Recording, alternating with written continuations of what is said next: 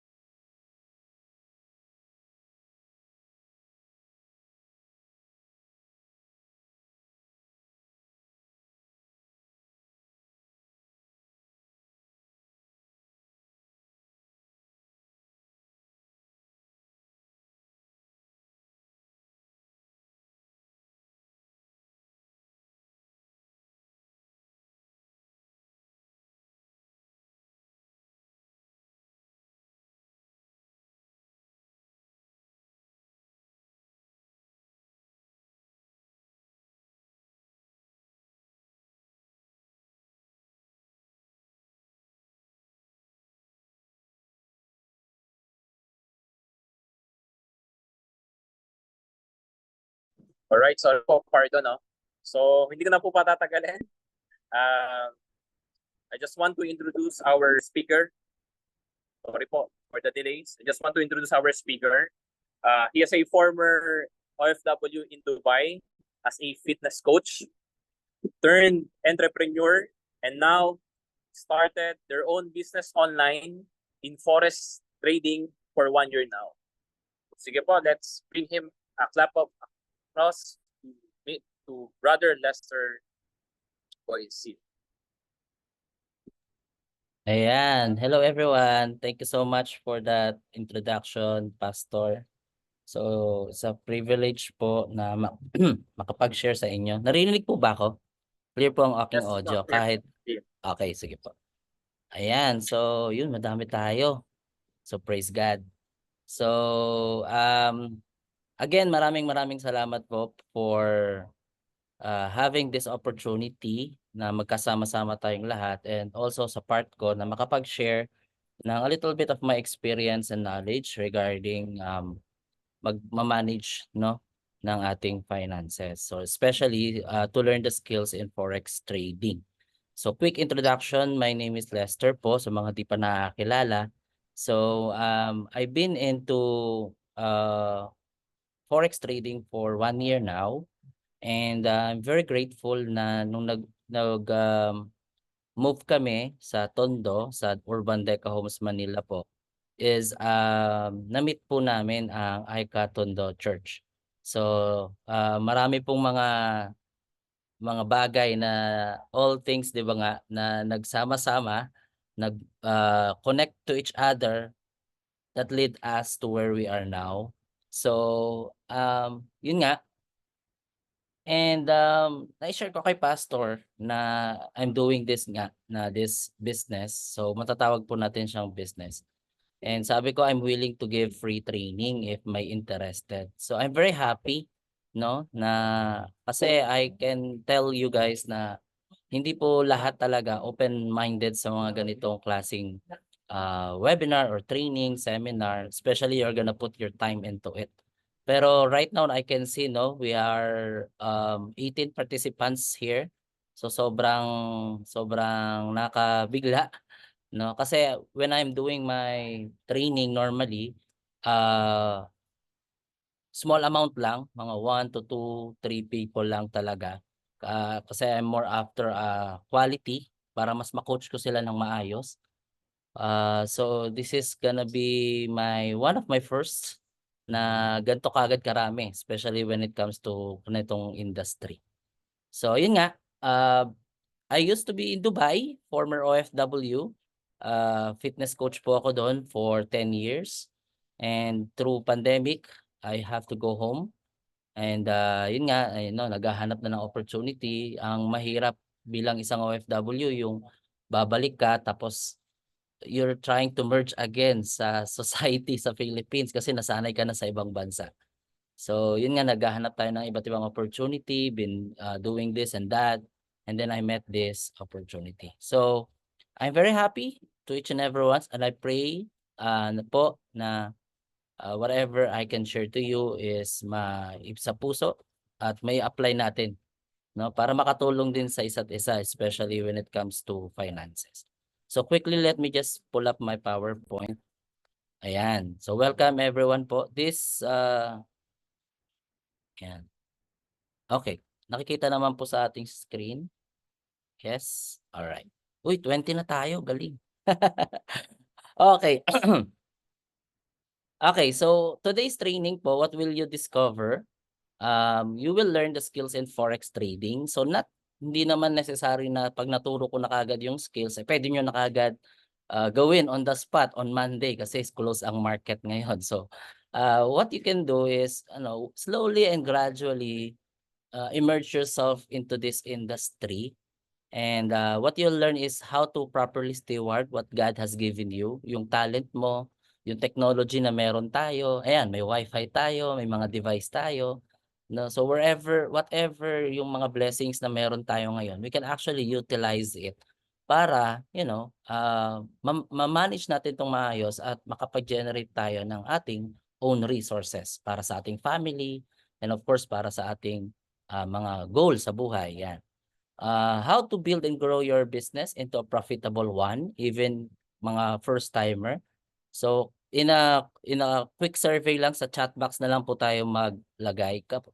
Chat mo number 1 kung may idea ka sa forex trading. Chat mo number 2 kung wala kang idea. So para lang malaman ko kung yung audience natin kung saan ako mas kung may mga idea na pala, edi advance na agad tayo. Pero kung maraming first timer, it's okay po. Okay? What business that you can do without experience and walang masyadong capital. So, yan. And ba't natin kailangan aralin ang forex trading? Ayan, tingnan natin ang ating answer sa survey. Number 2. Oy, may mga idea na. Nice. Okay, advanced session na tayo. What about the rest po? So far, ay, sorry, baliktad pala. Number 1 may idea, number 2 wala pang idea. Baliktad, sorry. So wala pang idea. Okay. Okay, so first timer. So I will try my best po to make it very simple na mas madaling makuha agad. No, kasi ang forex world po ay masyadong technical. So napaka-technical ng mga terms. So ayaw naman nating na ma-overwhelm tayo sa mga terminology. Okay? Alright, so ang ating objectives is to remind us that God ultimately owns everything here on earth. Our job is to responsibly steward the resources that God has given us. So totoo naman po, no? Sa mga nagsasabi na, sa atin lahat ng pag-aari natin, yung yaman natin, skills natin, talent natin, yung trabaho natin, yung business natin, wala po sa ating makapagsabi na atin lahat yan. Because God created everything and tayo po ay mga steward, tagapamahala ng mga binibigay niya mga resources, mga talent, yung pera, yung kinikita mo. So ikaw ay tagapamahala. So through managing properly, we also have the opportunity to bring God's glory through the ways that we manage our finances. Totoo po, no? So if we can, alam naman natin yun sa Bible, yung verse sa Mark, Matthew, if I'm not mistaken, yung parable of talents, no? So it's the same as a very good example na wherein kapag hindi mo talaga na manage ng maayos, mas yung blessing na binibigay sa iyo mas lalong kukunin at ibibigay pa sa those marunong mag-manage. Okay? So yung ating verse na dadali natin the whole training is the plans, yung Proverbs 21 verse 5. The plans of the diligent lead to profit as surely as haste leads to poverty. So bago tayo mag-start sa training proper, isa-isahin po natin tong diligent tsaka haste. Masyadong malalim, no? So diligent. So ang ibig sabihin, adjective po yan, ibig sabihin yan, having or showing care and conscientiousness in one's work or duties. So ibig sabihin sa Tagalog, maingat, yan, at maplanong maayos, yan.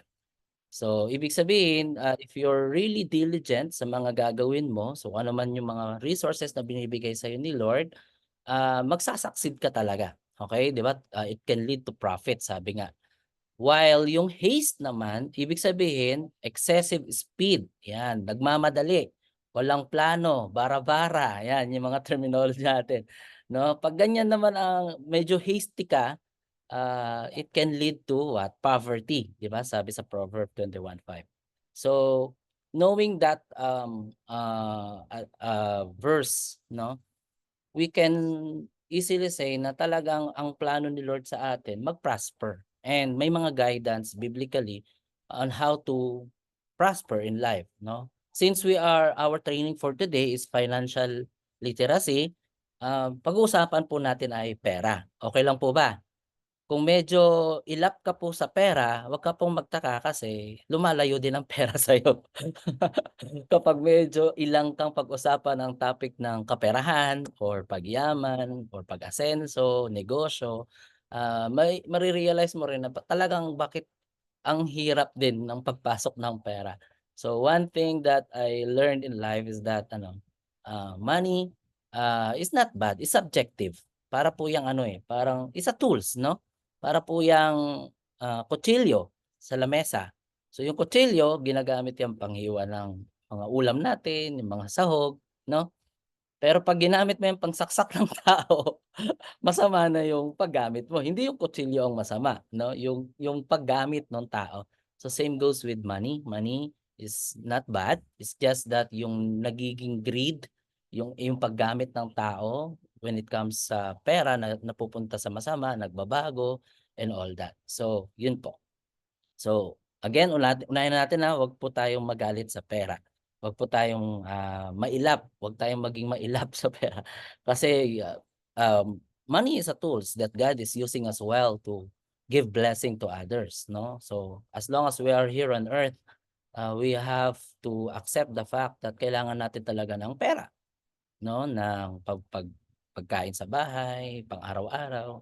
So, 'wag po tayong magalit sa pera. Okay. Alright. So, quick mindset lang, kung paulit-ulit na kasi yung cycle, I used to be here, I used to work for someone else, and kahit anong sipag, tiyaga, talagang kulang. Kasi nga, may napupuntahan yung si Judith, yun, hindi pa kami ni Irish nun, si Judith ang napupuntahan niya. Ewan ko kilala niyo si Judith ng Meralco, Judith ng credit card. So, dun napupunta lahat, 'no? So, after salary, you pay the bills, you pay the credit, work, and then cycle. So, the question I want you to ask is, how are you doing today? Still struggling, 'no? Kung may negosyo ka man medyo, break even, nalulugi, lagi bang baon sa utang, lagi bang humihingi ng tulong? So the question is until when? 'Di ba, we all know naman lagi naman tayo nagpe-pray, nag-a-ask ng signs, ng, gusto natin opportunity that can change our life. And I believe all our prayers are always being answered, 'no, naniniwala talaga ako diyan. And I think itong opportunity na nandito ka ngayon, this is one of the answer prayers. Kasi yung ma-share ko yung idea sa'yo, puwedeng maging start 'to, yung maging sparks na ito na yon, ito na yon. Kasi you don't need to quit your job kung may trabaho ka or may negosyo ka, puwede mo 'tong gawing side hustle kasi purely online. So bakit nga ba maraming tao ang hindi nag-i-involve into business? Siyempre afraid mag-start, takot, takot malugi. Yung pag-uusapan pa lang na magnenegosyo, ay naku baka malugi, o 'di ba? Lugi na agad. Kasi 'di pa nga nag-uumpisa, ang isip mo malulugi na, lugi na 'yan. Okey, hindi mo alam kung saang papasok na negosyo, anong klase, dami ng mga opportunity ngayon, 'di ba, na minsan hindi ka na nga maniwala kung totoo ba talaga kasi parang maraming scam. At hindi mo alam kung mag-start ka man, paano palagawin, okey? So 'yan yung mga pag-uusapan natin. So bibigyan kita ng couple of ideas 'no, kung instead 'di ba kung may trabaho ka ngayon, may salary ka or may business ka, ang usual na ginagawa ng Pilipino mag-ipon, 'di ba? Magse-save sa bangko, 'yan. So maganda ang pagse-save, it's okay, kaya lang if you really want to double your money, hindi po praktikal ang nag-iipon lang. Kasi ang bangko po 'pag sine-save mo yung pera mo sa bangko, hindi naman nila sine-save. Maniwala po kayo, hindi po nila iniipon 'yan. Ang ginagawa ng bangko, they are using any means necessary to double your money, to triple, in even 1,000% growth ng pera mo. They loan it out, 'no, they invest it sa mga funds, sa mga mutual funds. So, ang pag-iipon, tinuturo 'yan ever since na bata pa tayo mag-ipon, mag-ipon. Pero in realistic kung gusto mo talagang, umasenso, yung medyo okey-okey ang buhay, hindi po solusyon ang pag-iipon, dapat nag-i-invest po tayo. So, one thing that you can invest on is mutual funds, kaya lang medyo technical 'to, so next time natin pag-uusapan 'yan. So, puwede 'yan, wherein your money will work hard for you. So, the company will use the money para sa kanila, para magkaroon ka ng shares, and kapag kumikita yung company, you're also earning, through the company. Yun yung mutual funds na tinatawag. Another one is stock market. So, sa stock market, again medyo technical 'to. So, it's an alternative choice kasi puwedeng, invest ka sa Tesla, sa Google, sa Apple, 'yan yung mga growing company right now. So, if you have $1,000 or ₱50,000, ₱100,000, puwede kang maglagay ng, investments sa stocks na kapag lumago yung company, couple of years, 5 years, 10 years from now, yung 50,000 mo magiging milyon. 'No, pero we're talking about long term, 'no? So instead na ilagay mo naman sa bank no, 'pag nilagay mo ang pera mo sa bank, sino dito naka-experience na magbibigay ang bank ng 1% per year? Bihira po, bihira kasi may kaltas pa 'yan yung managerial fee nila, 'no? So, bihirang magbibigay ng 1% per year. Actually, yung mga digital banking malaki yung binibigay nila, yung, Maya, ganyan. So, they offer up to 6% basta regularly kang gagamit ng app. Well, anyway, so gano'n po yung stock market, 'no? You're talking about putting your money, yung mga hindi mo na ginagamit, yung instead na naka-save sa bangko, ilagay mo na sa stock market, okay? So for example, nag-invest ka noong 1997 sa Amazon. So familiar naman po sa Amazon, 'no? 'Yan na yung, ah, online order ngayon, 'no? So yung ₱55,000, mga $1,000 'yan. Noong 1997, ang value niya na ngayon is 2.3 million or 133 million pesos. So kung alam pala natin 'to noong 1997 pa lang, 'di ba ilang 55,000 na ba ang dumaan sa bulsa natin, 'di ba? So, right now, for sure, we have this amount of money. Okay, and of course, an alternative choice, yung bias ko, yung forex trading. Okay, so pag-usapan natin 'yan. So bago tayo mag-move forward, I just want to share this verse from Ecclesiastes 11:1-6, um, GNB version. So sabi diyan sa verse 1, invest your money in foreign trade and one of these days you will make a profit. So kung medyo ilang ka pa rin po sa forex trading, nasa Bible po 'yan. Actually, if I'm not mistaken, Pastor, Old Testament po ang Ecclesiastes, tama? So matagal Yes na po. bago, opo, oh. Ibig sabihin bago pa ang New Testament, meron ng guide noon sa Old Testament about investments. So, of course yung mga term diyan sa original version hindi hindi ganyan, ano lang siya, version siya para mag-match sa generation natin. And one of these days you will make profit. Put your investments in several places, many places in fact, because you never know what kind of bad luck you are going to have in this world. Tama? No, sa verse 3, no matter in which direction a tree falls, it will lie where it fell. When the clouds are full, it rains. So verse 4, if you wait until the wind and the weather are just right, you will never sow anything and never harvest anything. So, ito po yung sa mga naghihintay ng tamang panahon. Yan. Tamang oras. Sabi diyan, if you wait until the wind and the weather are just right, you will never sow anything and never harvest anything. Okay? So God made everything and you can no more understand what he does than you understand how new life begins in the womb of a pregnant woman. Do your verse 6, do your sowing in the morning and in the evening too. You never know whether it will all grow well or whether one sowing will do better than the other. So sabi po diyan, yan po yung very good example na wag po nating asahan yung one source of income. So if we have a job, that's good. That's blessing. We have a talent, it's good. We have a business, it's good. Pero ang ina-advise is that we also invest in different basket kumbaga or in different investments. Kasi you'll never know, sabi diyan sa last verse, you never know whether it will all grow well or whether one sowing will do better than the other. So hindi mo alam saan yung magpa-profit. So at least kapag nag-fail yung isa, may other option ka. Okay po? Ayan. So, quickly lang po, magpa-plug lang 'no, magpa-plug.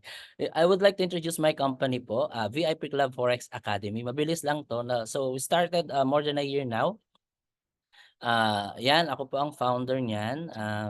So nag-start po akong part-time. So meron akong online business ta's may mga part-time, tapos may, ah, somehow it, went well, 'yan, and yun nga po.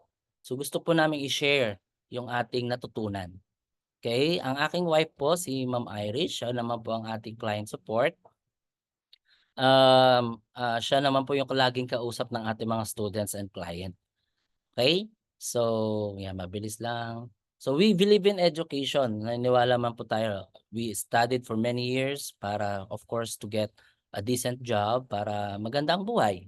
So, same goes with what we're doing right now. Para lang po tayong babalik sa pag-aaral. Okay, mag-aaral lang ulit tayo.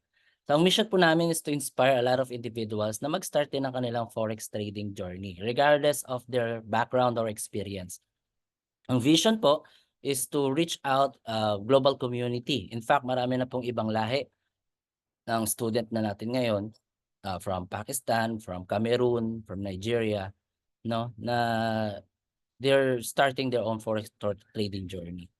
Okay? So ang ating mga services po, forex training, coaching services, mentorship. Yan. So let's go straight na to the topic. So ready na po ba to learn forex? Ayan. Yan po yung aming tagline kasi learn forex and be your own boss. Totoo po yan. Basta natutunan nyo po ang pagtitrade, you can be your own boss. You can go to your boss and tell them ano. Pag medyo okay na, wag ngayon ha. Saka weekend ngayon sa Monday na. Sabihin mo boss, you're fired. Talaga. Fired na yung boss. Okay? So yan. Quick disclaimer, no? Forex trading comes with inherent risks. No, katulad po doon sa first kanina, no? If you act hastily, you can lose your hard-earned money. 'Di ba nga? Pag bara-bara, hindi mo inaral, walang plano-plano, talagang malulugi ka. But if you are diligent in studying this industry, bigyan mo lang po ng time and effort. For sure po, magsasucceed. Okay po? Okay. So, today po nag-prepare po ako ng 3 module. Yan, 3 module regarding forex trading. Mabilis lang po. Mas mahaba yung module 1 and 2, then 3 mabilis na kasi connected naman siya sa module 1. Okay, so let's talk about forex. So especially sa mga nag-chat na number na 2, si Sir Juha, yes. Si Brad Juha, may idea na po siya. Yan. So karamihan number 2. So ibig sabihin, wala pang idea. So forex, bakit terminology na forex is a short word or abbreviation for foreign exchange, which is foreign currency exchange. While the forex trading naman, yung term na forex trading is a business activity of exchanging and buying currencies for profit. So the basics of forex are the same as any other business. Bibili ka ng currency na mura, then you will sell it at high price. In between, may profit ka. So parang nagnegosyo ka ng bag halimbawa, so may bag ka, may supplier ka, binibigay sa'yo ng mura yung bag, ibebenta mo ng mas mahal. So in between may profit ka, tama? So binili mo ng 1,000 pesos, binenta mo ng 2,000, may 1,000 pesos kang profit. So ganun din po yung forex trading. Pero this way we are buying and selling currencies or stocks or shares. Okay? So ano po mga kailangan for you to get started? Kailangan mo lang po ng mentor, knowledge, syempre. Hindi ka po, bawal po, ako na po nagsasabi, bawal mag-start sa yung forex trading journey nang wala kang mentor, nang wala kang knowledge. You can get a lot of knowledge on YouTube. Pwede mo magpag-aralan on your own. Pero napakadaming information sa online ngayon. So parang hindi mo alam kung ano yung mag-fit na strategy para sa'yo. Doon papasok yung mentor. Okay? So, internet, lahat naman tayo may internet na. Smartphone or device, laptop, mas maganda. Capital, pwede ka po makapag-start at least $25. Magkano yun sa peso? 5, 25, mga 5,000 pesos? If I'm not mistaken. So, mga 5,000 pesos. Pwede na po. Ibig sabihin, ganun po kaliit ang capital, pwede na makapag-start. Okay? And trading account and platform. So mamaya i-guide ko po kayo paano yan, yung mga trading account na yan. Alright. Tama si Sister Luchi. 1414. Yan po ba yung exchange ng $25? Hindi ko po alam. Check ko lang. Kasi ang Google natin, para sure, para na-recorded pa naman tayo. Siguro, okay. $25 to PHP. By the way, ang pag-uusapan po natin throughout this, tama po siya, 1414.34. Di ba? May point pa. Okay, by the way, pag-usapan po natin the whole training is dollars. So we're dealing with US dollars. So yung maganda, no, you're earning in dollars, your expenses is in Philippine peso. So medyo malaki-laki ang palitan. Okay. So let's talk about forex trading. Forex is the biggest currency market in the world. The market had been open for everyone to trade since 1994. Imagine, 1994 pa pala to. Kailan ba ako nag-Dubai? Nag 2008. Oh, sayang. Daming time. Ah, ang traded volume niya per day umaabot ng $5 trillion. So, ganyan po kalaki ang market na yan. Can you imagine if you can get 0.0000001% lang nung 5 trillion? So, okay na siguro, no? Medyo okay na ang buhay. Okay. So, paano po gumagalaw ang forex market? So, one of the reason is the supply and demand. So, paano ko i-explain yung supply and demand? So, ganito. So, sa lugar mo, ikaw ang nagbebenta ng, let's say, bangus na isda. O, ikaw lang ang nagtitinda ng bangus na isda. Okay? Next is maraming customer. Since walang masyadong nagbebenta ng bangus, ikaw lang yung nabibilhan, meron kang rights or medyo may kakayanan kang taasan konti yung presyo mo compare sa, diba, price sa other market. Yan. Yung tawag doon, maraming demand, walang supply. Tama? Then suddenly, after couple of weeks, may mga nag-open na rin nagtitinda na rin ng fish stand nearby sa stand mo, sa store mo. So marami na kayong nagbebenta ng isda. So marami ng supply. So mahati na yung customer. Liliit ang demand. So ibig sabihin, hindi ka na pwedeng mag-increase ng price. Dapat babaan mo na yung presyo mo. So ganun po ang supply and demand.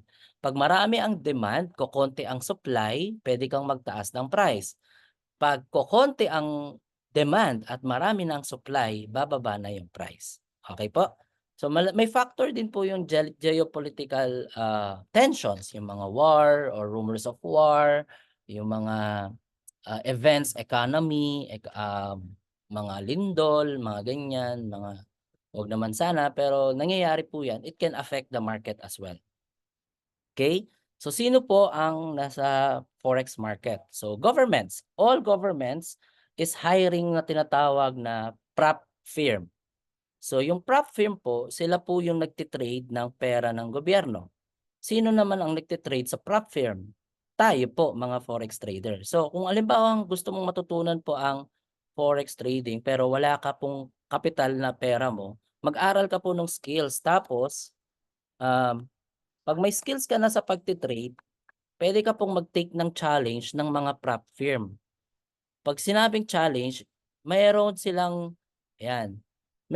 tinatawag na challenge. Pag pasa mo yung mga challenges na yan, kukunin ka nila as trader. Bibigyan ka nila ng kapital, $50,000, $100,000 po ha. Ikaw po ang magte-trade ng pera ng prop firm.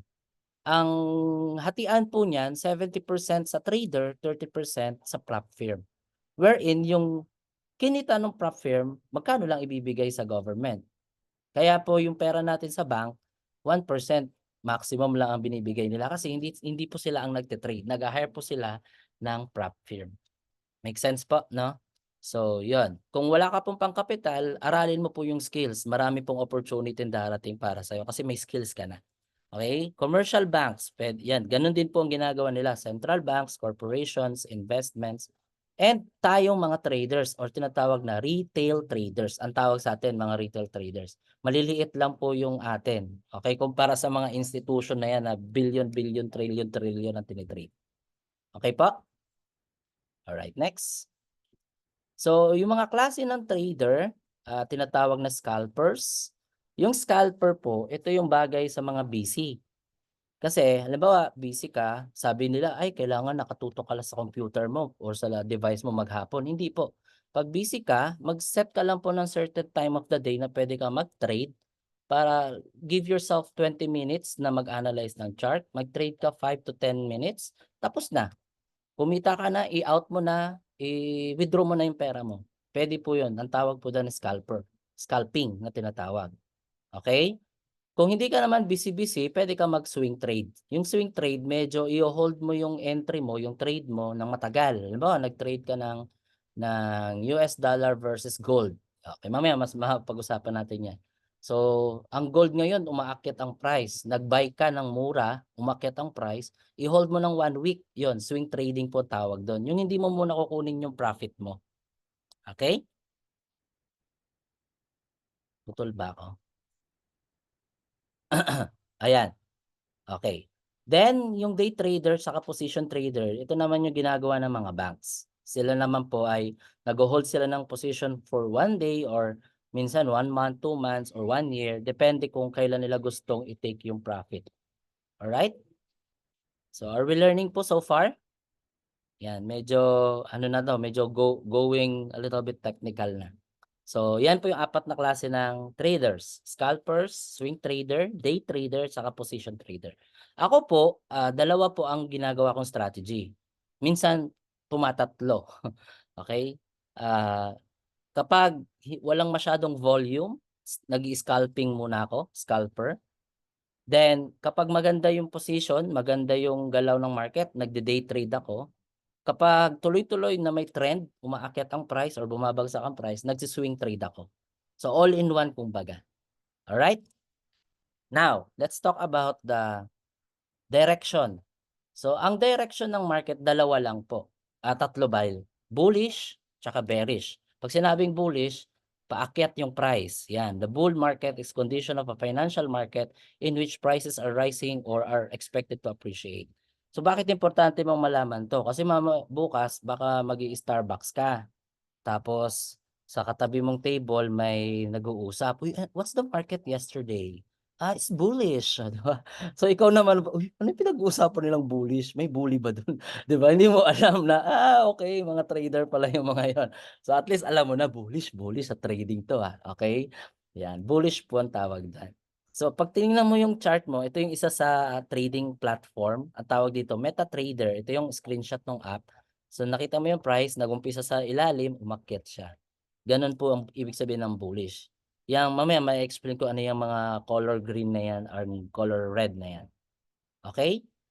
Paakyat ang price, bullish. Pababa naman ang price, ang tawag diyan ay bearish. So ang naglalaban po ay bull and bear. Yan. So bearish market naman, bumabagsak ang price. The market, condition of a financial market in which prices are dropping. So bumabagsak ang price. So bearish naman ang price. We learning so far po? Type number 2 if you're learning. Yan. Kung mabilis po, sabihan niyo lang po ako sa chat para medyo i-slow down natin, ha? Kung medyo ayan, uy, nice. Ayan, learning naman sila so far. Nice. Okay, so let's move forward. Ayan. So yung nakikita nyo kanina sa chart, sa screenshot ng app, eto po yon kapag zoom out na natin. No? Pag-usapan natin to. Dahan-dahanin natin para hindi masyadong nakaka-overwhelm. So, may story po 'to 'no, ang tawag po rito ay candlestick, candlestick. Now, sa forex trading po may tatlong klase ng chart, merong bar chart, line chart, tsaka candlestick chart. So ang prefer po ng mga traders ay candlestick. Kasi makikita mo na kaagad yung story ng price kung saan papunta based sa candlestick. So for example, ang solid color na color green, ibig sabihin po niyan umaakyat ang price. Umaakyat, bullish po ang price. Okay? So yun ang terminology natin, bullish ang price. Now, kapag solid, sa ilalim ng solid color, nandiyan nag-open ang price, dito naman nag-close ang price. Okay? Yung stick na yan na nakikita nyo, yung stick na yan, ang tawag po dyan ay price rejection. Price rejection. Pag sinabing price rejection, tinatry ng price na bumagsak or umakyat pero ayaw na ng market. Nire-reject na siya. So parang ganito po yan. Imagine niyo nakikipagtawaran po kayo sa palengke. Yan yung pinaka-best term natin. So halimbawa, magkano po yung 1 kilong isda? Hindi ko alam po magkano. Example na lang, 150. Ay, pwede bang 120 na lang? Ay, hindi pwede. Sige, 130 na lang. Meet tayo in between. So, ganun po yung nangyayari sa market. Nagtatawaran po sa presyo. So, halimbawa, for example okay, nag-open ng price ng $1. Ng $2 na lang, $2. Then tinry ng price bumagsak, nakipagtawaran. Bumagsak ng $1. Kaya lang ayaw na ng market. So bakit ayaw? Kasi masyadong mura na yung 1. So anong nangyari dito, sa $1 nag-reject dito. Okay? Then umakyat ang price, naging bullish ang price, umakyat. Pagdating dito banda medyo kumalma, tapos tinry niya pang umakyat. Umakyat siya ng $10.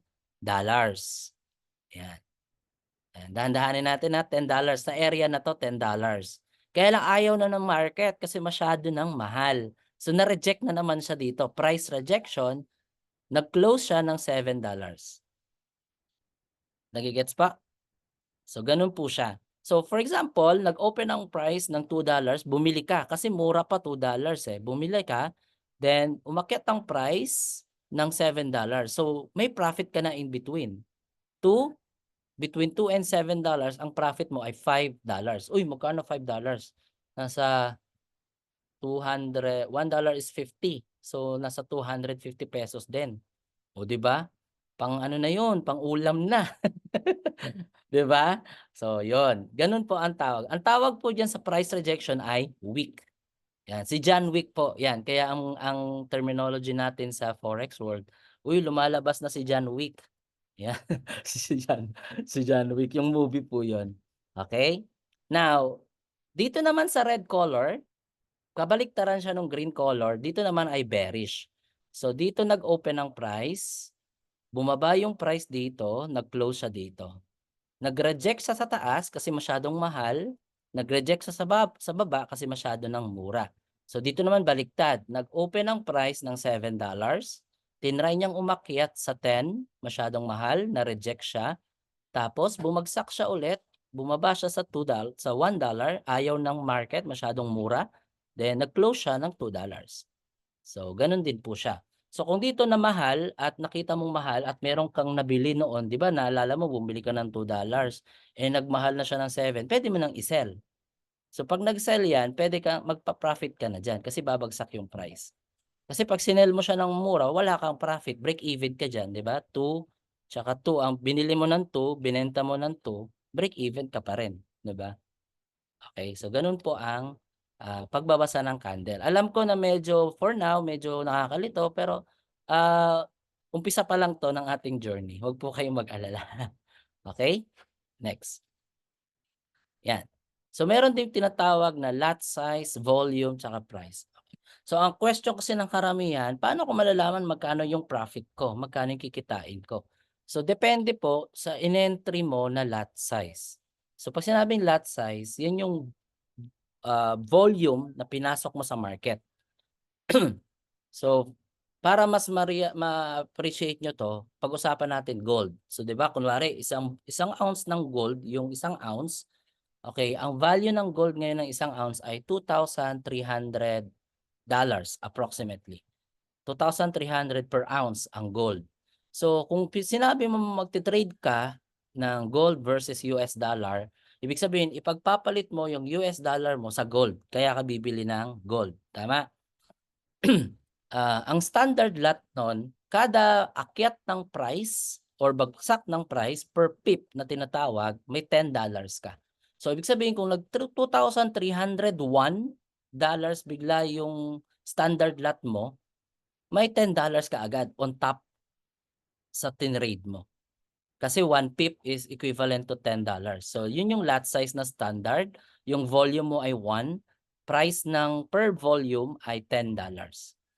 Now, kung ayaw masyadong risky po 'to, kung ang kapital mo po ay $100 pababa, huwag ka pong mag-i-standard lot, masyadong malaki po 'yan.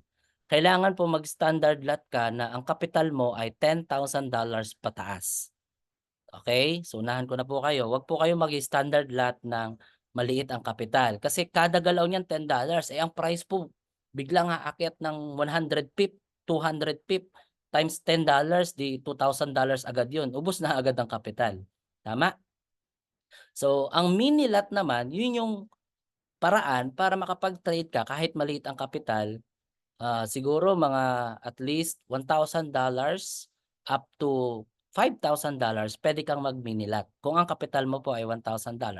So magkano ba $1,000? Mga 55,000 pesos. Mini-lot po ang gagawin mong pang-trade. Kada galaw ng price niyan ay may $1 ka. So yan yung equivalent na 1:1. $1 is to $1. 1 pip is to $1. Ang tinuturo ko po sa mga nag-i-start pa lang pang-practice is practice palakihin ang iyong pera using a micro lot. Kasi ito yung pinakamaliit. Kumbaga sa isang bar ng gold, hinati-hati. Yun yung pwede mong i-trade kumbaga. Ine-example ko lang po gold kasi mas madaling i-imagine, no? Although pwede naman tayo mag-trade ng marami. Pwede tayo mag-trade ng oil, mag-trade na ng iba't ibang currency, no?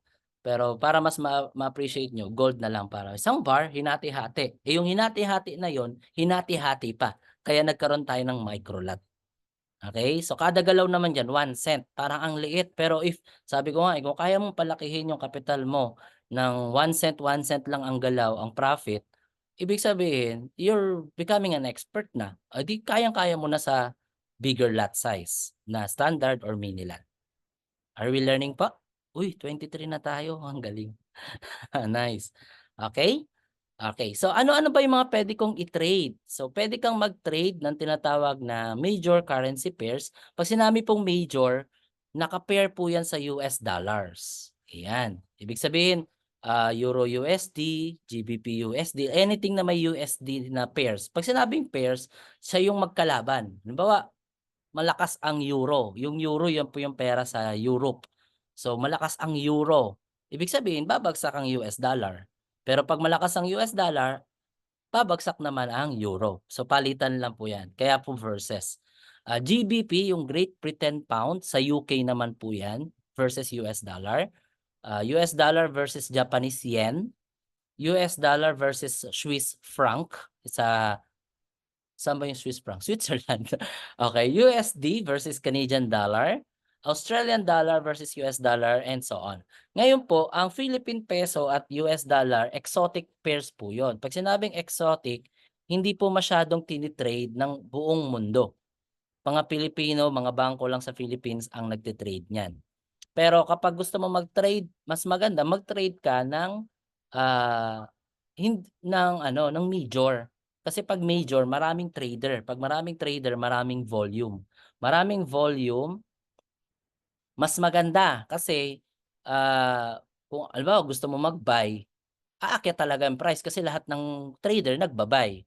Pero kung halimbawa ikaw lang ang nagte-trade ng Philippine peso, hindi po yan gagalaw, maghapon pong titigan. 'Di ba po ilang years na, 50, kailan naakyat ulit ng 56 pesos, bababa ng ilang months, 54. So bago ka kumita ng 1 peso, ilang month, 'di ba? So gano'n po 'yun. Alright? So yung cross currency pairs naman, 'yan naman yung hindi naka-pair sa US dollar. So nag-pair sila sa isa't isa. Katulad niyan, Euro GBP, Euro CHF, and so on. Puwede niyo naman pong screenshot para may reference kayo kasi marami po 'yan. Puwede rin po kayong mag-trade ng gold, puwede rin po kayong mag-trade ng oil versus dollars. Puwede rin po kayong mag-trade ng Bitcoin sa mga medyo inclined into technology na software, 'yan. Puwede rin po kayo marami pong puwedeng i-trade, 'yan. Okay? Uy, tapos na tayo sa module 1. So, are we learning so far? Are we so far po ba medyo masakit na ulo? Or okey naman, medyo kuha naman po? Okay, so let's move on to module 2. Pag-usapan na natin yung psychology of trading. Sir, question po. Sige, mag-ano na tayo, entertain na tayo ng question. Pag may recession po ba, may effect po ba sa forex? Yes po. Pero kapag forex trader ka po, it doesn't matter kung aakyat or babagsak ang presyo. What important is, mayroon kang pang-trade. So, ang kagandahan po sa forex trading kasi, halimbawa recession. So, babagsak ang economy. Titingnan mo kung saang country 'yon. Halimbawa recession sa ibang bansa na lang, 'wag na sa Philippines. Halimbawa recession sa bansang 'yon, okay? Ano yung currency na 'yon and ano yung kapares niya na iti-trade mo? Halimbawa, USD versus, we all know naman ang nangyayaring war sa Israel, for example, okay? So it's a general knowledge naman, no, na merong nangyayaring war sa Israel. So since nangyayari ang war sa Israel, affected po ang currency pairs nila. So bumabagsak po ang value ng currency pera ng Israel. Therefore, ang ginagawa ng mga tao ngayon sa Israel, nag-i-invest sila sa mas safe na currency. So dalawa lang yung pagpipilian nila, US dollar or gold. Sa gold po sila nakafocus ngayon. Kaya po ang gold pamahal ng pamahal kasi dahil sa geopolitical events, so mga recessions, mga ganyan. Okay? So hahanap ka po ng pairs na pwede kang mag-trade na safe pa rin yung currency pairs na iti-trade mo. So wala naman pong kung ayaw mo po sa bansang may recession, hanap ka sa ibang bansa. Pwede naman po yung growing economy. Okay? So ganun po. So yung question mo may affect po talaga yan basta may recession. Okay? So tips, ito na. Module 2, ito po one of the important na pinakamahalaga sa pagte-trade. Okay? Wag po kayong magte-trade kung hindi po ready emotionally. Alam ko po na nakaka-tempt kasi syempre you can double your money. Kung $100 ka, you can make $100 in 30 minutes. So nadoble mo agad yung pera mo. So yung 5,000 pesos naging 10,000, na-trade mo siya agad. No? So, nakaka-tempt, no, na parang, uy, masarap pala mag-forex trading kasi kaya kong doblehin tong pera na to, no? Pero remember, forex trading is not a gamble. Hindi po to sugal, no? Wag po kayong basta-basta papasok na parang na sugal na ginagawa niyo na magte-trade ka na wala kang kalam-alam. Kasi ang sugal po yung sa mga casino na ginagawa nila, no, na magbe-bet sila, then they're wishing na mananalo sila or matatalo sila, 'di ba? Pero kapag nag-forex trading po kayo, dapat po may knowledge po talaga. Hindi po pwedeng basta-basta. Do'n nga po kailangan diligently na pag-aralan po natin talaga 'to. Okay? So dito po papasok yung psychology of trading. So ito lang po yung mabibigay kong advice, how to become consistent profitable trader. Siyempre, number 1, pray and ask for wisdom. So lagi po natin gawin 'yan bago tayo humarap sa chart or humarap sa device natin. Pray po natin, no? Kasi mayroong tinatawag na transfer of wealth, no? Yung transfer of wealth na yung nasa market na 'yan, bibigyan ka niya ng part, konting piraso. Halimbawa, merong $5 trillion na market. So may transfer of wealth na mapupunta sa'yo. Yan. Kaya you pray for that. Kasi yung mga nasa market na mga player, mga forex trader, they've been there for many years. Alam nila yung laro. Alam nila yung strategy, no?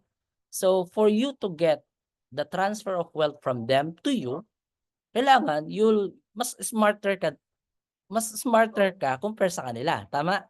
Kumbaga, you have to outsmart the market. So siyempre, ang magiging sandigan lang natin dito is yung ating creator, our God and Savior, tama? Kasi once na siya ay kasama natin, lahat kaya niyang gawin. Walang imposible. So always pray and ask for wisdom. Okay? And get a mentor. Yung mentor na alam na yung pasikot-sikot sa market. Okay? Hindi ko po sinasabing ako, you can seek for anyone else pa. No? You can look for any other mentors. Basta wag po kayo papasok sa trading ng wala po kayong mentor. Okay, prepare ko na kayo, learn to control your emotion. Kasi dito po, 'pag nagte-trade ka na involve ang emotion, sure ako na malulus ka. Sure na sure 'yan. Dapat po logical tayo mag-isip. Bakit ka magba-buy, bakit ka magse-sell? Kasi meron certain logic reason kaya ka magba-buy and sell. Hindi dahil feeling ko aakyat ang price. Wala po siyang pakialam sa nararamdaman mo. Okay? Wala po. Ang market po gagalaw 'yan dahil sa liquidity. Liquidity ibig sabihin marami ng pumapasok na buyer, marami na pumapasok na seller, kaya gagalaw ang market. So hindi po 'yan nangingialam sa nararamdaman natin. Okay? Kaya kailangan logical po tayo mag-isip. Ngayon kung matatalo ka man po, accept mo. So, ngayon pa lang po ang i-impart ko na sa inyo na kasama talaga sa forex trading ang loss. Kasama po talaga. Lahat naman po ng negosyo may loss, lahat po. Nai-share ko nga po kay pastor, kung magkano yung naging loss ko since last year. So, 'di ko na sabihin yung numbers kasi baka pero kasama po talaga siya, kasama po siya kasi you are into a learning process. Where what we can do is to minimize and, manage the losses. Ibig sabihin, by learning more, by getting more knowledge, getting more skills, mas nama-manage mo yung risk. Yun yung pinaka-trabaho mo talaga as a trader. Kaya nga po 'pag tinanong ka anong work mo or anong ginagawa mo, sabi mo, "You are a financial risk management." Kasi talaga yun ang ginagawa natin as a trader. We are managing the risk. Lahat po ng papasukin natin kahit naman sa trabaho may risk. On your way to work may risk po, tama? The moment na lumabas ka ng bahay may kasamang risk. Lahat po yan may risk. What we can do is we manage the risk. Okay? So 'pag natalo ka, tanggap na. Given na po yun. Okay? Ang kagandahan po, we can offer you demo account. So pwede pwede po natin kayong if you want to pursue this, industry as your side project, iga-guide po natin kayo to start your own demo account. Dun ka magpa-practice. Yung demo account po, pahihiramin kayo ng pera para pwede niyong i-trade, 'no? Kung ano yung ginagalaw ng market, yun talaga yung nangyayari sa real world. So ang maganda dun napa-practice mo na yung technical skills mo, analytical skills, at ano pa yung, risk management, yon. So marami ka ng matututunan. So puwede ka po mag-practice sa demo. So ang suggestion ko, practice po kayo ng 3 to 6 months up to 1 year sa demo, okey? Coach Les ang tagal naman pala. Akala ko pag-practice ako ngayon, bukas puwede na. Hindi po gano'n. Okay, bigyan ko po kayo ng analogy. One of the respected profession here in the Philippines is doktor, tama po? So, paano maging doktor? Ilang years mag-aral ang doktor? Ilang years sa tingin niyo? Kasi mag-aano pa 'yan, 'di ba, pagka-graduate, high school, elementary, high school, college, ilang years sa college, magma-masteral pa po 'yan. So, ang dami pong years for them to really master their craft. And kapag ang doktor nagpa-check-up ka, 'di ba, gagawa ng anong tawag diyon, stethoscope, stethoscope, ilalagay sa chest mo, 'di ba? Oh, ilalagay sa chest mo. Sasabihin niya, "Inhale, exhale." Inhale, exhale. Tapos sabihin sa'yo, "Ubo." Tapos tanungin, "Dok, ano pong sakit ko?" Sabi ng dok, "Ubo." Oh, 'di ba? ₱500. Ilang minutes na consultancy, 500, ₱600, depende kung medyo high class yung doctor. So what's the point of my analogy? The point is, the doctor can make that much money in minutes and seconds kasi yung many, many, many years of study to master their craft. Now, forex trading is a profession. Once natutunan niyo po talaga itong industry na 'to, this is a profession. Ibig sabihin, it can really, ah, puwedeng palitan kung ano po yung ginagawa mo ngayon. Halimbawa, engineer ka man ngayon, so respect, salute, kasi ano man po ginagawa mo, I respect that. But then eventually in the future, if you're earning double, triple kung anong kinikita mo, you can now replace yung ginagawa mo. Puwede ka na mag full-time trader. So 5, 10 minutes a day, kinita mo na yung 1 month mo sa trabaho, 'di ba? So gano'n po yung mindset mo sa pagte-trade. So 'wag pong isipin na, "Ay, kailangan ko palang mag-aral ng 3 months." 'Wag ka pong matagalan sa 3 months.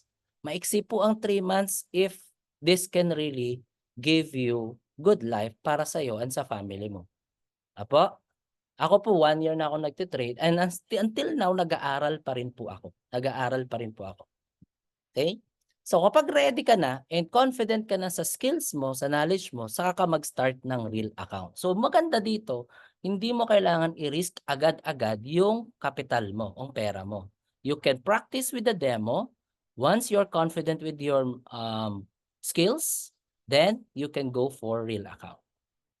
Alright? So, ang suggestion ko po kung magre-real account na kayo, puwede kayong mag-deposit para mas, mataas ang profit. 'Di ba nga yung sabi ng mga Chinese, malaki malaki kita 'pag malaki puhunan, oh, 'di ba? Maliit kita, liit puhunan. Wala kita, wala puhunan, 'di ba? Sabi ng ganyan. So, kung gusto mo po medyo profitable agad, $500, pero puwede kang mag-start ng 150 or 25. Okay. So pag-usapan natin 'tong stop loss and take profit mamaya. Alam niyo po 'pag nag-trade kayo meron po tinatawag na stop loss.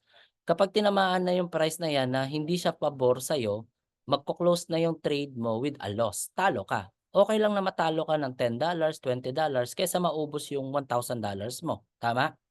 Automatic po siyang magko-close kahit hindi ka nakatingin, nagbibiyahe ka, nagta-travel ka, naglalaba ka, o kahit anong ginagawa mo. So medyo ito yung one part ng financial, risk management. Ang kabaliktaran naman ng SL or stop loss is yung take profit naman. Ito naman yung pabor sa iyo yung nangyari sa market, nag-profit ka naman. So yung $50 mo nag-100 ta's 'pag tinamaan na yung take profit na yon kahit di ka nakatingin, nawalan ka ng, internet and all, magko-close na yung trade mo with a profit.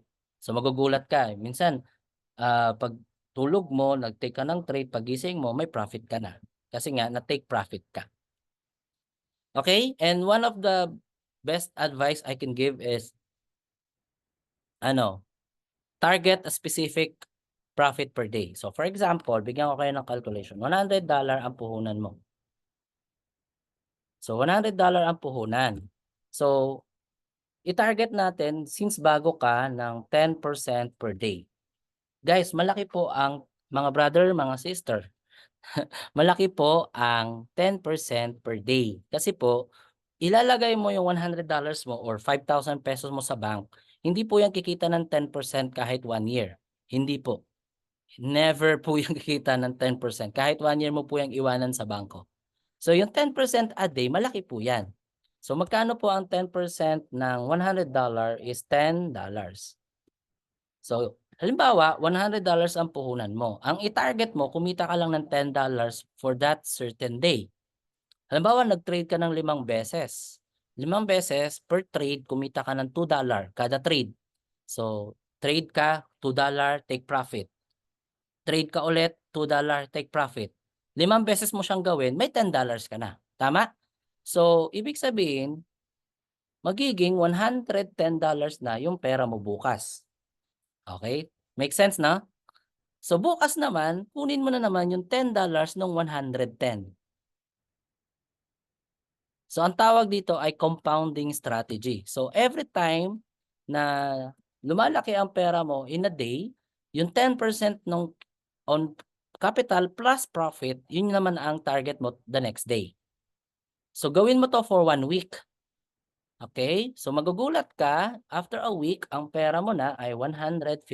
Actually, di ka magugulat kasi science siya, eh. So alam mo talaga na mathematics yan. So alam mo na if you're consistent doing it $10 for this day, $10, 5 days ka pong magte-trade, wala pong market ng Saturday, Sunday.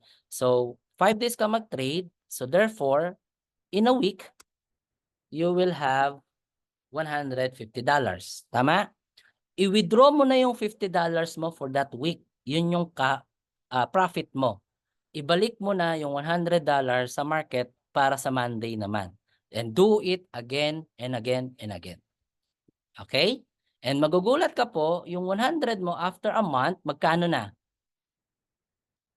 $50 per week, that is $200 a month. So yung $100 mo, magiging $300 na after a month. Tama po? Magandang business siya kasi 5,000 ang puhunan, naging 15,000 after a month. Okay? Basta maintain the target profit per day.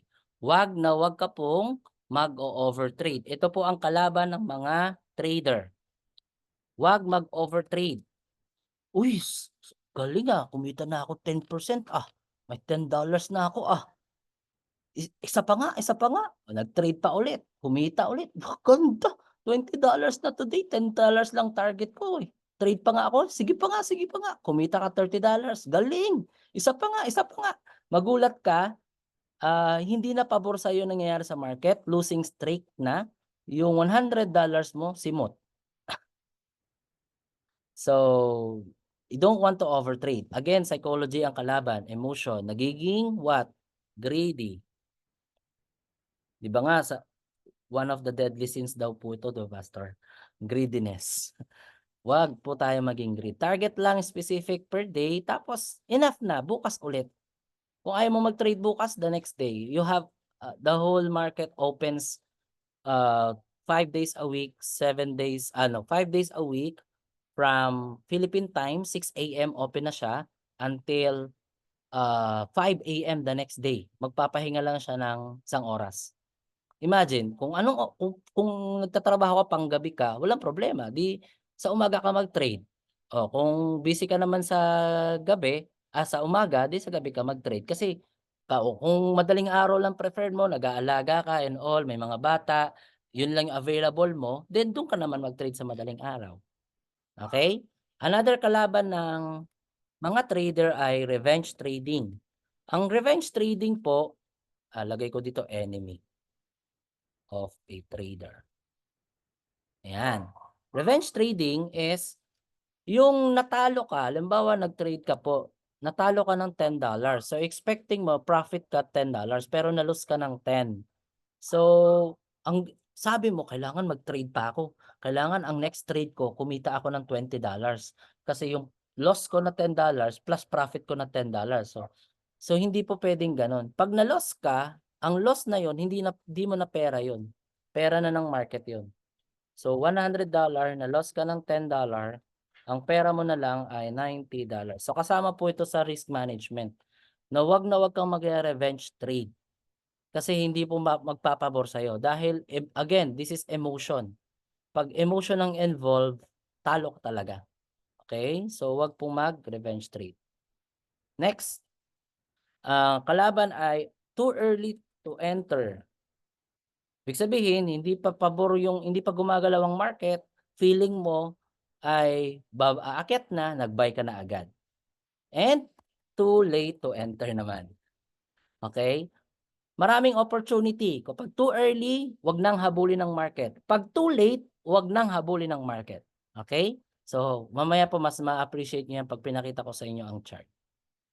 Okay, are we learning po so far? I-screenshot lang natin 'to. Alright, okay. So, since we're learning, let's move forward na. Now, once you make a profit per day, ito yung nagiging sakit ng maraming trader, lalo yung mga bago. Hindi nagwi-withdraw, pinapalaki yung pera kasi gusto nila one time withdrawin, 'yan. Para daw may ebidensya sa kapitbahay na talagang kumikita. Huwag po. Yung ang tawag diyan, yung papakitang gilas ba? Wag po natin gawin 'to, ha. Once na nag-trade ka po at kumita ka, withdrawhin mo na, okey? Kasi ise-save mo naman 'yan, at the end of the day ilagay mo sa bank mo. Oh, ang ginagawa po kasi nung karamihan ganito nangyayari 'no, nagte-trade, iiwanan yung pera sa trading account, pinapalaki, pinapalaki, pinapalaki. Eh, hangga't ang pera po ay nasa trading account, you're exposed sa market. Pera pa ng market 'yan. Hangga't hindi mo tina-transfer yung pera na 'yan sa bangko mo, pera pa din 'yan ng market. So therefore, the market have the power na kunin 'yan anytime basta nag-trade ka. So puwede niyang ma-loss ka, 'pag na-loss ka, 'di ba? Kasabihan nga po sa trading, your biggest losses comes after your biggest wins. So after nung mag-profit ka na ng malaki, saka ka matatalo ng malaki, malo-loss ng malaki. So withdrawin mo, kumita ka ng $50, withdraw. Kumita ka ng $20, withdraw. Okey, para lang pong ang trading account, para lang pong GCash, Maya, or parang parang ano lang, bangko lang na puwedeng anytime mag-deposit, puwedeng anytime i-withdraw, parang gano'n lang siya. Okey, sabi ko nga kung gustuhin mo talagang palakihin, 'di ubusin mo lahat ng bangko sa Philippines, do'n mo i-save lahat ng pera. Tapos 'pag wala na, max out na lahat, mag-offshore ka, ubusin mo naman ang bangko sa mundo. 'Pag wala na, do'n saka mo palakihin yung hedge account mo or trading account. Now then, learn to discipline yourself with proper lot management. Remember mo yung sa module one na diniscuss ko yung lot management. Wherein, wag masyadong mag-lot ng malaki kasi nga gusto mo kaagad ng malakihang pera, wag. Okay? Proper lot management po ang sikreto. And I'll keep on reminding, don't be greedy. Wag na maging greedy. Okay, when you follow my tips, you will have what you're wishing for.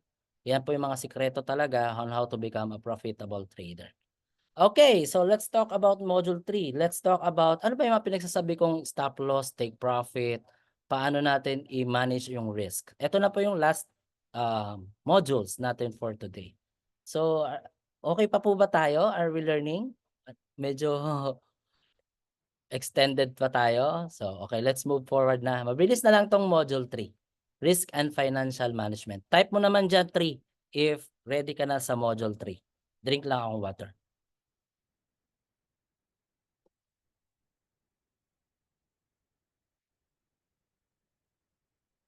Okay, uy.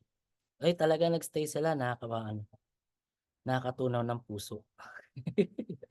Alright. Okay.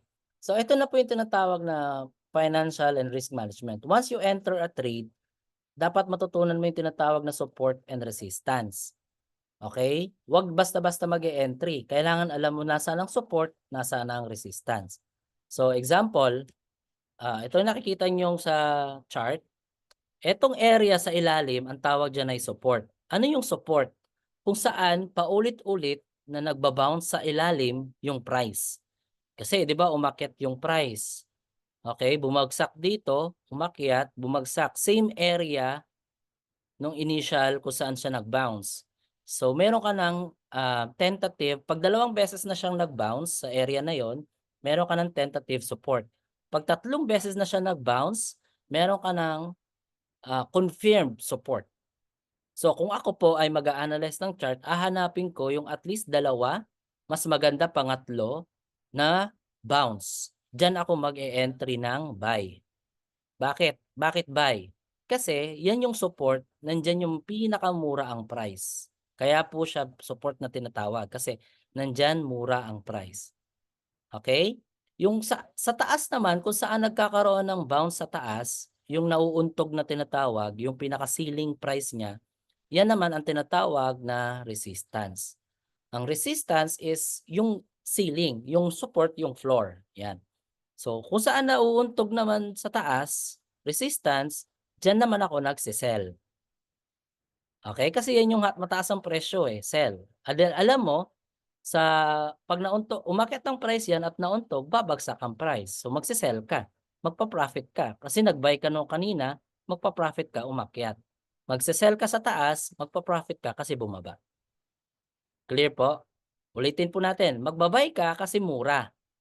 So therefore, you buy at support. Bibilin mo yung isang currency, isang pairs kasi mura pa siya. Bago siya umakyat, bilhin mo na. Kasi pag umakyat na, magpa-profit ka na. Tama? Wherein, kapag mahal naman ang price, nasa resistance ang price, pag nasa resistance, bago bumagsak, ibenta mo na. Kasi mahal pa siya Nagigets niya na yung idea. Dahil mahal, ibenta. Kaya yung mga mahal niyo sa buhay, ibenta. Hindi, joke lang. Wag. Okay? So, support dahil mura, mag-buy. Resistance dahil mahal, mag-sell. Copy? Alright. Now, as you can see dito sa chart, meron tinatawag na breakout. Ito po, nag-break sila. Yan, breakout or BO na tinatawag. Pag may breakout na nangyari, okay, halimbawa, ang example natin sa chart ngayon ay ang breakout sa resistance nangyari. Pag may breakout, mag-iintay ka ng panibagong support and resistance. Huwag ka muna mag-e-entry. Ibig sabihin, hihintayin mo kung saan siya mag-create ng tinatawag na market structure. Katulad nito. Katulad nito, ito na yun yung bago niyang support. Sa taas na yung bago niyang resistance. So every time nagkakaroon ng breakout ng price, naghahanap siya ng panibagong resistance. Kung sa taas ang breakout, maghahanap siya ulit ng panibagong resistance kaya aakyat ang price. Pag sa baba naman ng breakout, maghahanap yung panibagong support sa ilalim. Okay? So, ang terminology po natin dito ay resistance becomes support. Bakit? 'Di ba kasi dati 'tong resistance 'tong area na 'to. Nung nagkaroon ng breakout dito, hindi na siya resistance, support na siya. So, resistance becomes support, RBS na tinatawag.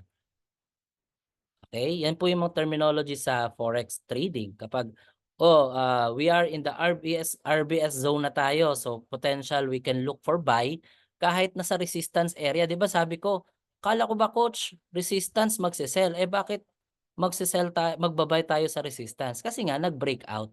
And hindi na siya resistance ngayon, support na siya. So, kahit nasa resistance area yan, dahil nagkaroon ng breakout, magbabay na tayo dyan. Buy. Tapos, dito na tayo magsisell pag may confirm na tayong resistance sa taas. Hahanap yan ng panibagong resistance sa taas. Mamaya po, bago tayo matapos, papakita ko sa inyo yung real itsura niya sa chart pag tiningnan natin. Okay po? Are we learning so far? Actually po para lang po ma-appreciate nyo. Yung mga tinuturo ko po ngayon, ito na po yung paid training ko na nagbabayad yung mga student. 15,000 pesos po yung enrollment namin. So dahil po sa pagmamahal ko, yan, yun, pagmamahal ko sa Team Aika Tondo. Yahoo! Yan, binigay ko po for training na to for free. So I hope you really ano nyo po, isa puso yun yung mga tinuturo kasi talagang these skills ay talagang money making skills po ito. Matututunan talagang magandang skills siya. Okay? So reminder no, every trader must know that we buy at support kasi yun yung pinakamura ang price. While we sell at resistance kasi nandun naman yung pinaka mahal ang price. Okay? So parang mura yung bag, bilhin mo, pag uwi mo sa bahay nagustuhan ng kapatid mo, pinsan mo, kapitbahay nyo, binili mo ng 1,000 nagustuhan, edi benta mo ng 2,000. 'Di ba? May profit ka in between. Gano'n po siya. Alright? So paano naman yung tinatawag na stop loss? So nag-enter ka na ng trade. Gusto mo ma-manage yung risk na kung saan kung hindi pabor sa iyo yung market, mag-i-stop loss na siya. So paano natin siya gagawin? So drawing ako dito. So halimbawa ito po yung ating market structure. Umakyat ang price, bumagsak ang price, umakyat ang price, bumagsak ang price. Umakyat ang price. So sabi ko po, 2 beses na magkaroon ng bounce sa ilalim, pwede na tayong mag-buy. So magba-buy tayo dito, tama? So ang take profit mo saan? Hahanapin mo kung nasaan yung susunod na resistance. So dito ang TP. Okay? Saan ang stop loss? Kasi bakit dyan ang take profit ulit? Kasi alam mo, you're expecting the price to go up. So dyan, pag tinamaan na yung take profit mo dyan, then you will take the profit. Pag bumaba ang price, binasag niya yung support sa ilalim, dito ang stop loss sa ilalim. Huwag masyadong malayo. Kasi at least mga $2, $3, $5, $10, depende sa lot size. Huwag masyadong malayo. Pag tinamaan na yung SL, okay lang. Let it be. Respect it. Huwag na maghabol. Yung iba ginagawa, hala, bumagsak pa. Hindi, aakyat pa yan. In-adjust yung SL pababa. Hala, umiilalim pa. Aakyat pa yan. In-adjust pa yung SL pababa. Hindi mo napapansin, negative 100 ka na, negative 200. Ubos na yung kapital. Remember, di bali nang huwag kang mag-profit, huwag lang magalaw ang kapital. Kaya importante po ang stop loss. Okay? Today nag-trade ka, talagang ayaw, hindi talaga pabor sa iyo ang market, panay stop loss, okay lang, di bali na, may capital ka pa para bukas. Pero yung ina-adjust mo yung stop loss, ina-adjust mo ng ina-adjust, mauubos ang capital, wala ka nang pang-trade bukas. Kumbaga wala kang chance na maka-recover. Di ba remember sa negosyo, ganun, kung nalulugi, okay lang, mahalaga, mayroon kang strategy paano maka-recover. Pero kung wala kang strategy to recover, medyo palugi ang negosyo. Okay pa? Yeah.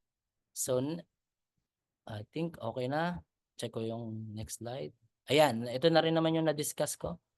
Okay. So, To inspire everyone, ito po yung mga student natin, no, na nagpa-profit na po. Napakadami na po nila. And through our mentorship, through our training, si Sir Derek, full-time na po siya. Dati ko po yung kasamahan as a manager. Siya po yung isa sa sales.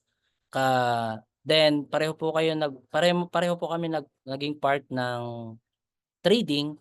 Then nung natuto na, full-timer na po. Kaya niya po kumita niyan umaga pa lang, $100 na.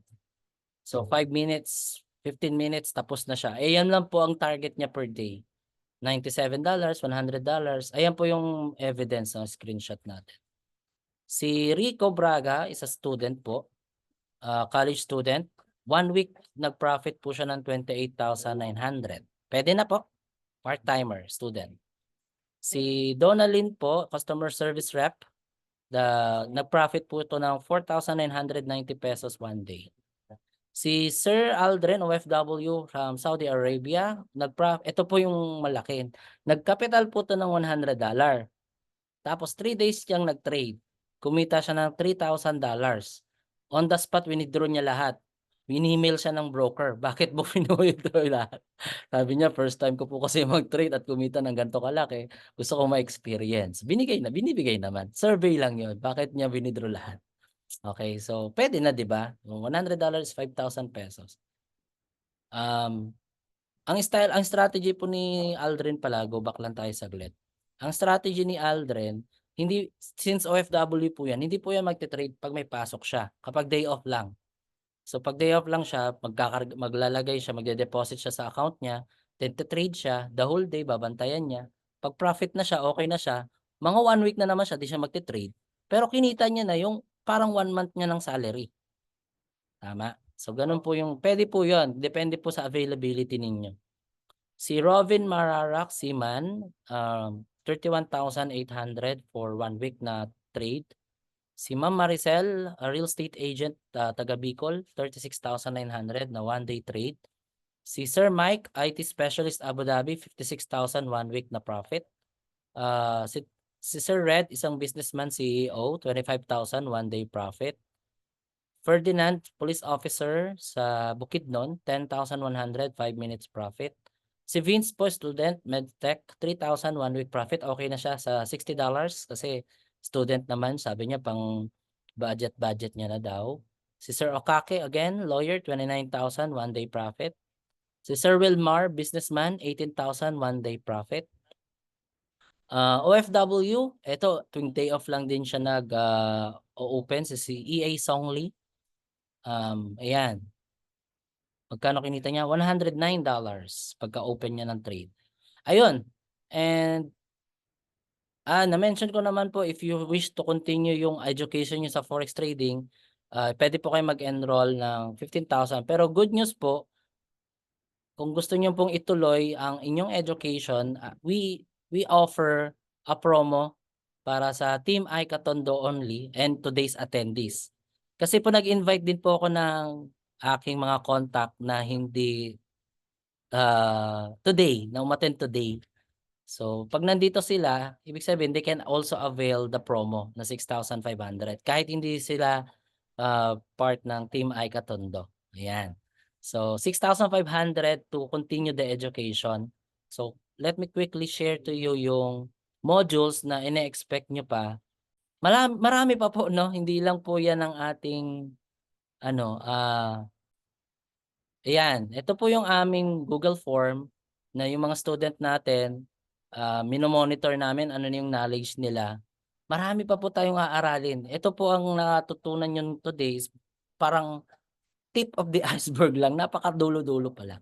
So if I will scroll down po, napakadami pa. Ayan. So ayan, as you notice diyan, no, palalim ba? Dami pa po. So marami pa po tayong pag-aaralan. As I mentioned nga, 3 to 6 months na pag-aaral para ma-master natin 'tong lahat. Okay? So, wag po nating madaliin ang aaral ng forex trading. Again, as I mentioned, this is a skills na talagang makakatulong sa atin. Mag-share lang ako ng itsura ng chart po. Ito po yung real chart Ito yung nagaganap. So ito po ay, so nakita nyo sa left side ng screen, sa taas, nakalagay XAU-USD. Yan po yung symbols ng gold versus US dollar. So paborito ko pong i-trade ang gold kasi the future is gold. Lahat po ng AI, robotics, technology, may gold. Safe haven ng mga investments kapag bagsak ang currency is gold.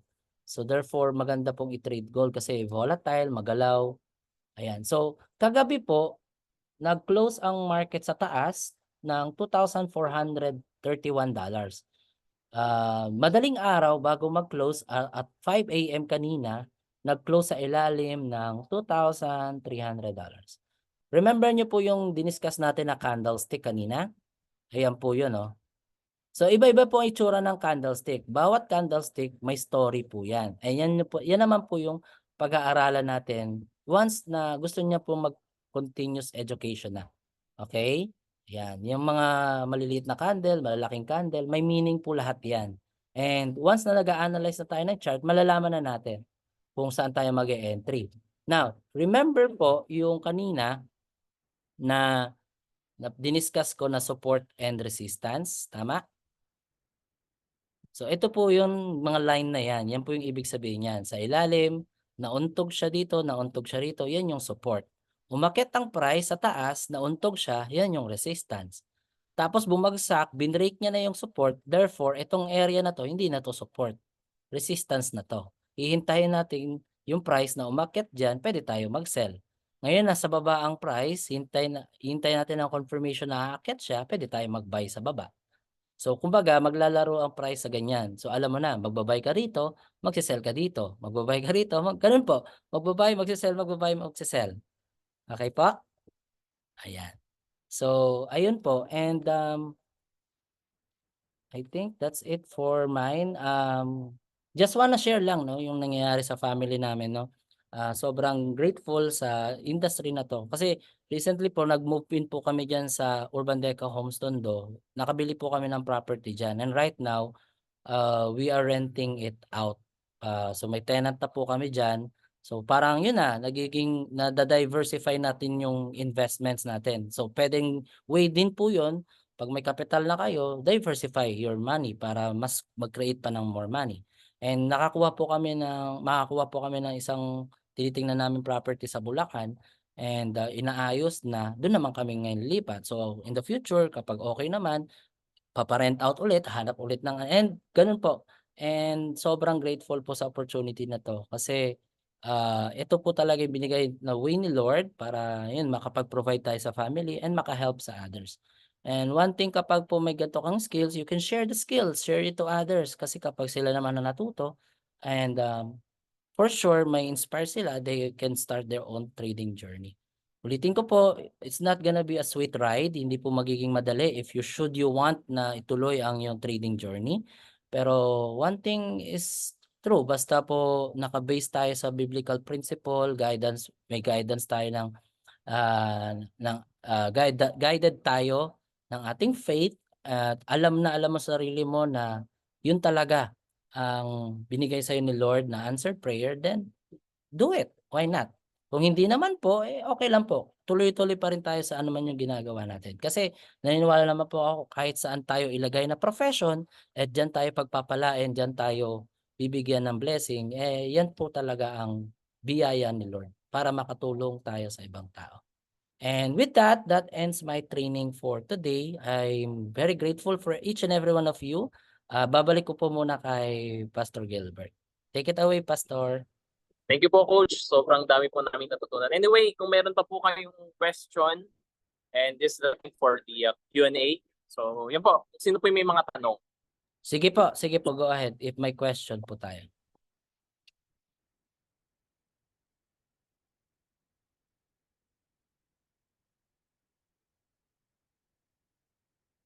Sige po, you can raise a question po. Mukhang maganda yung ano ha. Okay po, sige ano po sa chat. Baka nahihiya. Oo, okay lang kahit di mag-voice, sa chat na lang i-type. Yes, sa chat. You can send it directly to Coach Lester po. Paano kayo natuto? Is it on your own or meron din kayong sinalihan na group? Yes, nag-enroll din po ako. Ang coach ko po ay taga Dubai. He is a Malaysian. So, nasa Dubai po siya ngayon, enjoying his life. Na-inspire ako sa kanya kasi nung naghahanap ako ng mentor, marami akong chinat sa mga nasa YouTube. Kaya lang, hindi ko makita yung strategy na mag-fit sa akin. So ang strategy ko po, hindi po ako nagte-trade the whole day. So 2 p.m. saka sa gabi na around 7 or 8 p.m. pag relax na yung utak ko. Kasi kapag the whole day marami ka pang ginagawa, hindi ako nagte-trade. So I wanna make sure na relax. 'Di ba yung 2 p.m. minsan yan yung siesta natin, yung pagnanap. Oh. So yun po medyo relax na. So hinahanap ko yung mentor na match sa ganong klase ng style ko. So yun po sa kanya ko po nakita. Pangalan niya po Coach Adam. Malaysian po siya. Nasa Dubai siya ngayon and very successful po siya. So yun po siya po ang nag-guide sa akin. Nag-a-average po siya per day ng $26,000 per day. So almost 1 point mga 2 million pesos per day po siya. So syempre, if you're going to get a mentor, yung times 10 times 100 ng ating kinikita para ma-expand naman yung ating psychological wallet. Yun po yung tinatawag na psychological wallet, yung capacity ng mind mo to accept how much money you are capable to earn.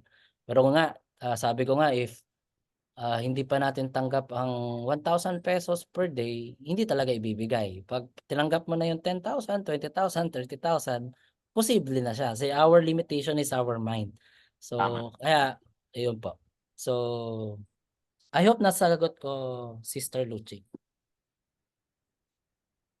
Oh, thank you po for the very informative answer po, Coach Lester. Anyone po na nais pa pong magtanong, huwag po kayo mahiya. Kasi bukas may bayad na yan. Hindi, pwede po anytime. Mag-chat lang po sa akin kung sakaling nahihiya dito. Sasagutin ko naman. Walang bayad. Yun. Pero pa po ba, ibig sabihin po niyan pag wala nagtanong is naintindihan po ng maigi Naintindihan. and na-deliver po ng maayos po ayon po sa gusto nating malaman. So, uh, on behalf of Abiding in Christ Tondo po, we are so grateful in the Lord dahil may mga kapatid po tayo, gaya po ni Coach Lester Boisilio, together with his wife, Mr. Irish Boisilio, na ito pong financial literacy, understanding the forex trading is, tatandaan nyo po, ito po, gaya po sinabi niya, kung ito po ay gusto mong mangyari sa buhay mo, isa sa mga nakikita kasi natin, lalo-lalo sa family natin is, hindi lamang yung financial freedom, but yung time freedom. So, I encourage everyone na kung ito po ay talagang nakikita mong magandang mag-invest, at we know naman dahil by product, maganda po talaga siya. Maaari po nating itap si Coach Lester. And pinakamaganda doon is, tatandaan naman po natin, di ba? Even some other profession is talagang may fee. Ang pinakamaganda dito is nagbigay siya ng discount. Di lang Yes po. 50%. Mga 30 to 60% yung 60%. discount. Like 60 po ba? 70 or Opo. 60%. At nagagalak po tayo. Ginagawa po niya ito, o ginagawa rin po natin ito on behalf of Abiding in Christ Tondo para po matulungan ang bawat isa at yung declaration po natin ng financial breakthrough, kahit wala po tayong ginagawa sa bahay or may free time po tayo, mag-trade po tayo. Kasi yan po yung makakatulong din po sa atin. Yun lamang po. At siguro can we have the group picture po muna? Ayan, group picture. Apo. Sige, sino po mag-picture? Pwede po ako mag-screenshot. Sige po, Coach. Kayo po. Ayan. Pag pogi at maganda, dapat naka-turn on ang camera. Yung Lahat yan, lahat. Yan. Si Pastor salamat Ramil. po. Hello po. Miss you, Pastor. Pastor Ramil. Oh. Ay, si Brother Nathan from Kuwait. Shout out sa'yo, bro. May bisita tayo rito. Si Brother Nathan. Yan. Student na rin po natin yan. Ayan. From Kuwait. Camera on. Hindi daw po matatapos Sir hanggat hindi Larry naka-on Antonio po from camera. KSA. Ay, nandiyan din po si Sir Larry from Saudi Arabia. So, global po pala ang ating webinar today. Ayan. Nakakatawa. Ayan. Sige po, pa-on ng camera. And picture tayo. In 5, 4, 3, 2, smile. Okay? That's it. Okay. By the way, Coach, kung may ipa-plug ka pa, kasi hindi nila alam saan ka kukontakin eh. Okay po. Uh, Sa page ko po, Coach Lester. Follow nyo naman. Pwedeng paki-plug po muna, Coach, kung kaya. So, Coach Lester po, doon nyo po kayo message if you're interested. Or pwede nyo rin po akong i-chat sa Viber or WhatsApp. Ito po yung number ko. Ita-type ko na lang sa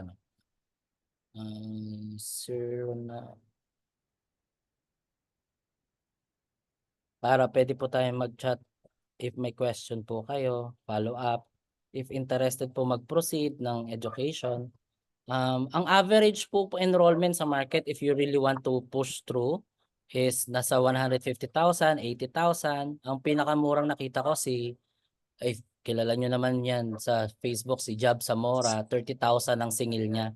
Pero yun nga sa atin, we're only offering you po sa 6,500. Full po yan, full course, lifetime access. Ay, by the way, nakalimutan kong sabihin. Kasama po dun sa access once naging student po kayo, if interested po kayo, is yung signal. Nag-a-analyze po ako ng chart ko, then nagsishare po ako ng analysis ko, then magsisend din po ako ng signal. Ibig sabihin, sasabihin ko, we buy na sa ganitong price, ito yung stop loss, ito yung take profit. And that signal alone, if hindi ka pa marunong mag-analyze, can make you profit na. Kasi susundan mo yung trade ko. Yung trade ko mismo, yun yung susundan mo. Okay? So, yun po. So, pwede rin, ma-access mo rin po yun. Full just training, 4 months training po yung modules. Tapos lifetime po yung coaching, one-on-one po yung coaching natin, mentoring. Kahit kumikita ka na pong okay, gusto mo pa rin kasama kami as your fellow traders, then okay pa rin po. Ayan. Ayun po, thank you, Pastor. Lord. So, thank you po. Thank you po. Once again, salamat po sa buhay na. Thank you. We're very grateful in the Lord's life for this opportunity. Tarantahan po natin, gaya nga sinasabi niya, we're not after with the money. Kasi yung pagiging great, delikado yun. But itong ganitong klaseng form of our financial source is, ito ay binibigay ng Panginoon in order for us na magkaroon po tayo ng financial freedom and time freedom. At the same time, ay by having a coach, nandiyan po si Coach Lester, mas mabibigyan po tayo ng tamang guidance patungkol po sa industry. So, thank you po, Coach. Thank you po. Thank you so much, everyone. Yes, sige po, let's pray. Heavenly Opo. Father, for this opportunity, alam po namin, Panginoon, sa bawat isa, hayaan mo, Panginoon, na bigyan mo kami, Panginoon, ng wisdom on how we invest. Lord, bigyan mo anumang fear na binibigay na kaaway, Panginoon. Palitan mo ito, Panginoon, ng hope, trust, and strength, Panginoon, strength in our psychological thinking, and even, Lord, our heart, Lord, Panginoon. Lord, salamat sa buhay po ni Coach Lester na ginamit mo for this afternoon, na kanyang na-share regarding the financial literacy in line with the forex trading. Lord, sa bawat isa, ikaw po, Panginoon, na mag-ingat at maggabay. Patuloy, Ama, na sa amin po kami nagdedeklara ng buhay, anuman po ang nararanasan natin, nandyan po ang Panginoon upang gabayan at maibigay po sa atin ang pag-asa. At ang ating Panginoon ay nariyan upang makapagparanas pa ng mga magandang bagay at pagpalain ng Panginoon. Salamat po, Ama. Ito pong aming dalangin sa pangalan ng Jesus namin, Panginoon. Amen and amen. Bye-bye po. Amen. Thank you Thank po. you everyone. God bless po. Bye-bye. Salamat po. Salamat po. Bye-bye po. Thank you God po. bless. Bye-bye. Thank you. Salamat po. Congrats.